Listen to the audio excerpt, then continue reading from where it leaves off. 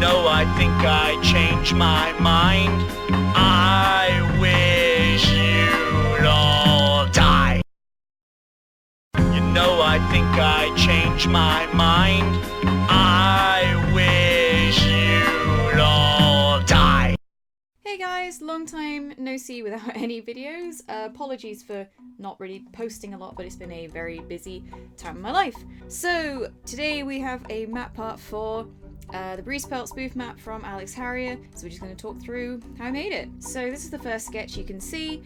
It's a really rough keyframe sketch, so it's literally just showing really basic body placement. It's very, very choppy. There's not a lot to it. There's obviously no lip sync, just sort of vague mouth shapes, just kind of to see a placement. And it's almost like a storyboard type thing, but it is drawn over, so it's not quite technically a storyboard, but it is very, very rough. Then in this next one, you can see that I've sort of expanded on the sketch a little bit, so there's a bit more fluidity to Breezepelt's movement. There's also a couple of mouth shapes to give me a little idea of timing, so when I do the line work over the top, I can see vaguely what mouth shape should be at what time, although I tend to leave the mouth shaping until the actual line arting timing wise. This next whip you can see is a little bit of a random one because I sort of exported it midway through processes and forgot to export it at the end. Sorry! But basically all I do is I draw over the sketch, over the frames with the sketch, to sort of lead to a choppy but floaty line art, if you see what I mean.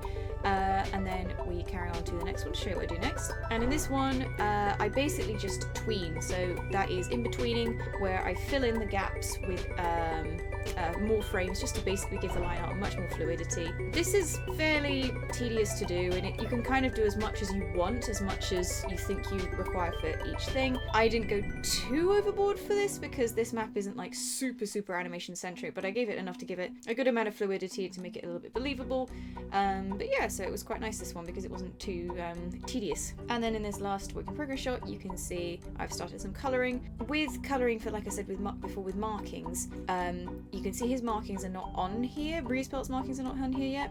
What you have to do is on TV Paint, and to be honest most animation programs, is you have the line art on one layer, then the colour on another layer underneath, and you basically put a third layer in between the line art and the colour, and you basically line in any markings that are not black line outlined, so his marking on his back, and in the case of Broken Star, his tabby markings as well. You fill it in on the extra markers, then you can have a coloured outline without it being a black outline, and it just makes life a lot more easier because you can also then onion skin the markings so they don't float all over the place. And then here again, it's just the final part.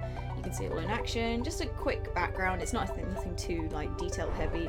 It's based on the part before and kind of the part afterwards, just so you can see a little bit of comparison. So there we go. There's a part. Sorry, there's not been much activity on here. I will try and post a little bit more, but just a very busy lady. See you later. Bye.